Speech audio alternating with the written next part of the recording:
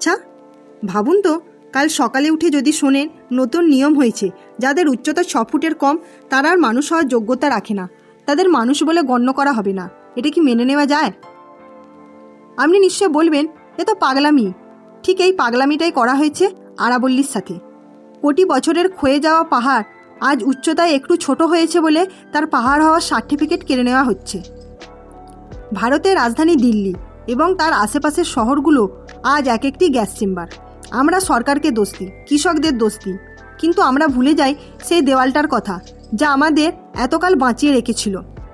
তার নাম আরাবল্লী পর্বতমালা, প্রকৃতির এক বিস্ময় যা আজ মানুষের লোভের কাছে ধূলিসাৎ হতে চলেছে। আজকের ভিডিওতে জানব কিভাবে আমরা এই প্রাচীন পাহাড়কে হত্যা করছি এবং নিজেরা আত্মহত্যার পথ বেছে নিচ্ছি। আরাবল্লীকে যদি আপনি সাধারণ পাহাড় ভাবেন তবে ভুল করবেন। হিমালয় সে তো আরাবল্লীর সামনে শিশু। আরাবল্লীর জন্ম হয়েছিল আজ থেকে প্রায় 350 কোটি বছর আগে, প্রি ক্যাম্বিয়ান যুগ, যখন ভারতীয় উপমহাদেশ এশিয়া মহাদেশের মধ্যে অংশই ছিল না, বরং সমুদ্রের মাঝে একটি আলাদা দ্বীপ ছিল। টেকটনিক প্লেটের প্রবল সংঘর্ষে এবং আগ্নেয়গিরির অগ্নুৎপাতে এই বিশাল পর্বতমালা তৈরি হয়েছিল। একসময় এর উচ্চতা হিমালয়ের চেয়ে বেশি ছিল, কিন্তু কোটি কোটি বছরের রোদ, বৃষ্টি আর হাওয়ায় ক্ষয়ে ক্ষয়ে তা আজ এই রূপ নিয়েছে। একে বলা হয় পৃথিবীর অন্যতম প্রাচীন ভঙ্গিল পর্বত, ওল্ড ফোল্ড মাউন্টেন।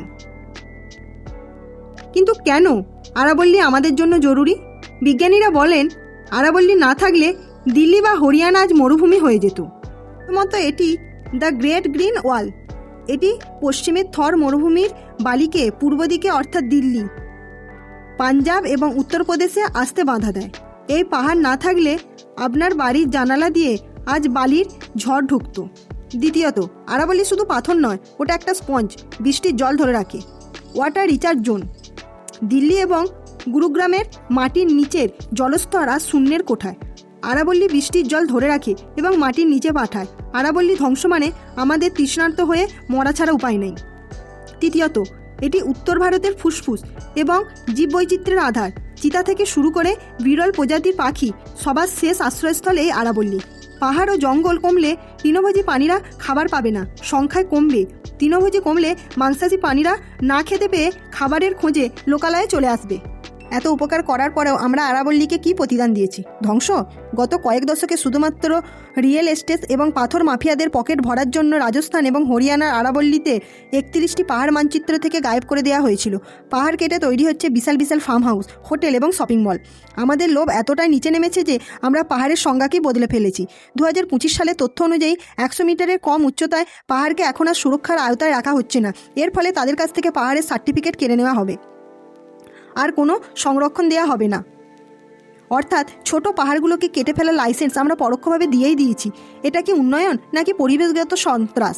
আরাবল্লী থেকে উৎপন্ন নদীগুলি আজ মৃত, বনস, সাহিবি, এরা আজ কেবল ইতিহাসের পাতায়। আমরা প্রকৃতিকে চ্যালেঞ্জ জানিয়েছি, আর প্রকৃতি তার শোধ নিচ্ছে তাপপ্রবাহ আর জলসংকট দিয়ে। আরাবল্লী বাঁচলে আমরা বাঁচব, মরুভূমি কিন্তু এগিয়ে আসছে।